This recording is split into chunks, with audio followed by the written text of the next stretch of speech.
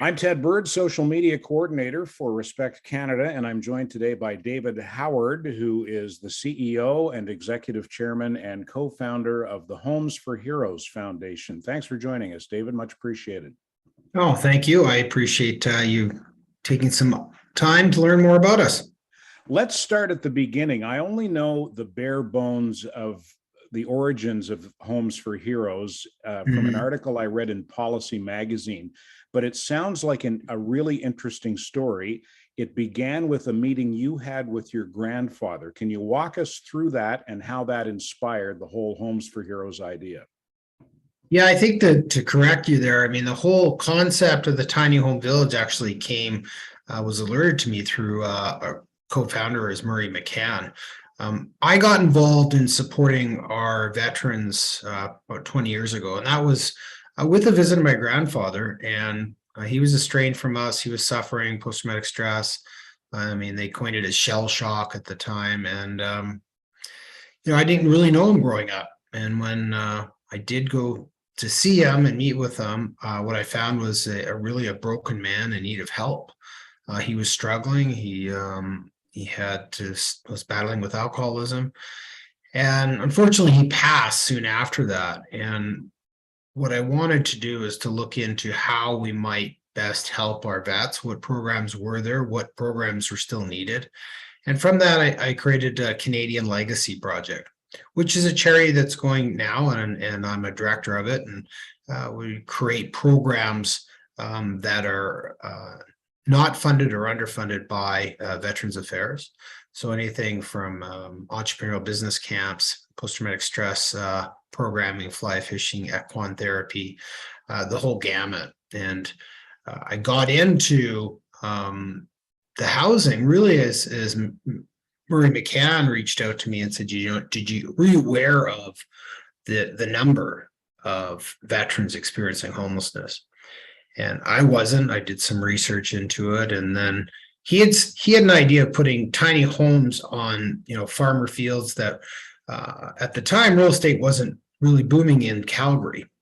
And I said, I like the idea, but I'd like to do more research. So we brought on a researcher, and that's really how Homes for Heroes was started. Was your grandfather a World War II veteran, David? He was in the Navy. He was living, in Vancouver in his retirement. But when he came back, he struggled from day one, and it's unfortunate. And I've seen many similar stories. And his family walked away from him, and I wouldn't suggest that he did things that he was proud of. But what I did see is really someone that needed help. It's always been interesting to me that what was called, you mentioned shell shock, I believe that was a World War I term, became battle fatigue in World War II. Yeah. And what we now know to be PTSD, when I was a boy and these guys were in their 30s and 40s and on into their 50s, it was known as Grandpa doesn't like to talk about the war. Yeah, it's true. And now, I'm not a big fan of the idea that it's considered a PTSD is in regards to disorder. I think it's a brain injury. And I think that's where we need to begin our education with people, because it's not a disorder. That's interesting, because I know with our organization, I believe that they've changed the reference from PTSD to PTS. Does that sound right? And is that in line with what you just said? I believe that's right. I think that's what I'm hearing from our vets, those that are suffering, and the disorder, I think, knocks it down, and it's almost a shameful thing. And I'm glad to see that what we're seeing now with our vets is they are willing to talk about it with other veterans that experience the same. All right, let's go to where you're at now with Homes for Heroes. You're starting to spread across you started in Alberta, and now you're starting to spread across the country. Yeah, the Homes for Heroes, really what Homes for Heroes is we build and manage tiny home villages with wraparound social support services for veterans experiencing homelessness. So we first village was in Calgary. It took some time to get that one off the ground. Had to get all the right people on side. Then we opened Edmonton last year, and we're building in Kingston and Winnipeg, and the goal here is to build in every major center and ideally end the issue of veteran homelessness. Do you look at the homes as a transitional venue for the veterans? They are. It is a transitional program. And that's again what our veterans told us when we met with over 200 vets that we did the research with. And they said they wanted to come, first off, they wanted to come into a program, which was key. They wanted to get support for the reasons that got them on the street. And they wanted to then in turn graduate and move to make room for the next veteran in need. So a little different than I think traditional housing first model, but maybe a hybrid of it. We just see really a proud individuals. They want to get help. They want to get back into the workforce as possible, and they want to make room for the next. Getting a home is obviously key, but there must be other elements to their transitioning back to a normal civilian life, is there? Truly, yeah. I mean, the idea is they coming in and they're meeting with our on-site social workers. There's an understanding and development of a plan to move forward, and every person's different, right? Everybody has a different situation in which got them to where they are, and so they work that plan. And we have support from Veterans Affairs, which we're thrilled to have. I mean, they've been a great partner of ours. Most of the programming that's offered, it's not done on site, it's off-site, and most of that's offered by Veterans Affairs. That was my next question, actually. What kind of support are you getting from inside and outside government, from the public sector, not the public sector, the private sector as well?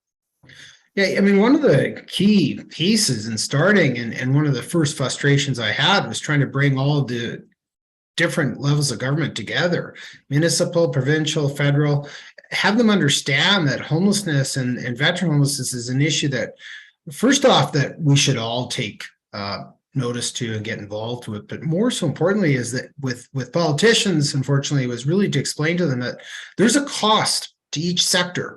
This isn't a provincial problem. This isn't a federal problem. It isn't municipal. It's everybody shares in this. There's a cost to everybody. We need to work together.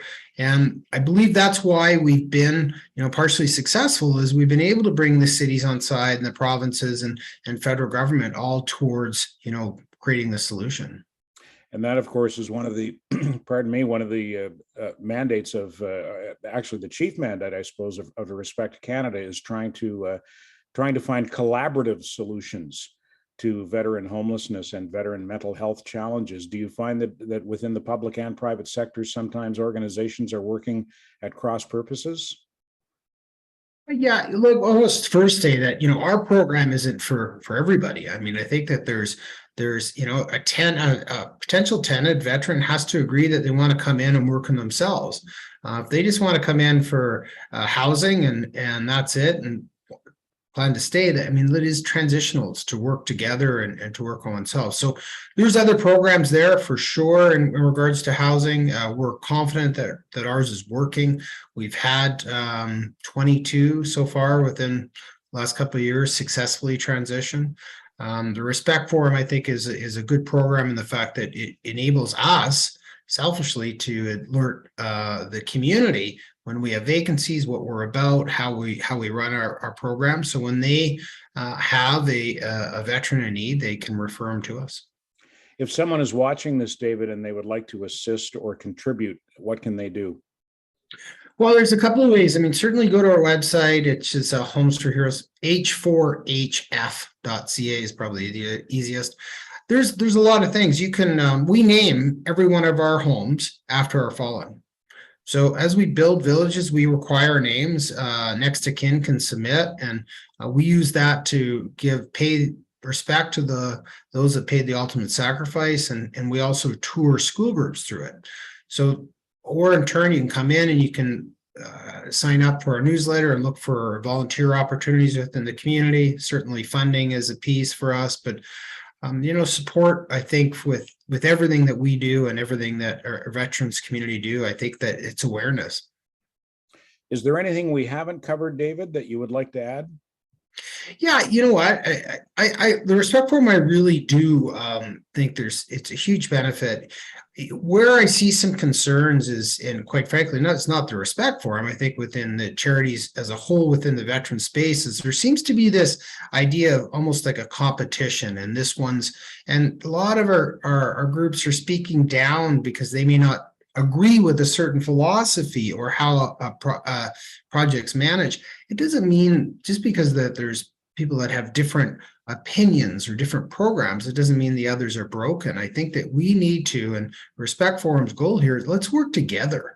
Let's not tear each other down. Let's work together towards a common goal of helping those that served. And it's so important. I see it every day. We hear one organization put down another, and I don't see the benefit in that, quite frankly. I think that we need to share and work towards a common goal. David Howard from Homes for Heroes Foundation. David, thanks for doing this with us. Much appreciated. Yeah, thank you. I really appreciate it.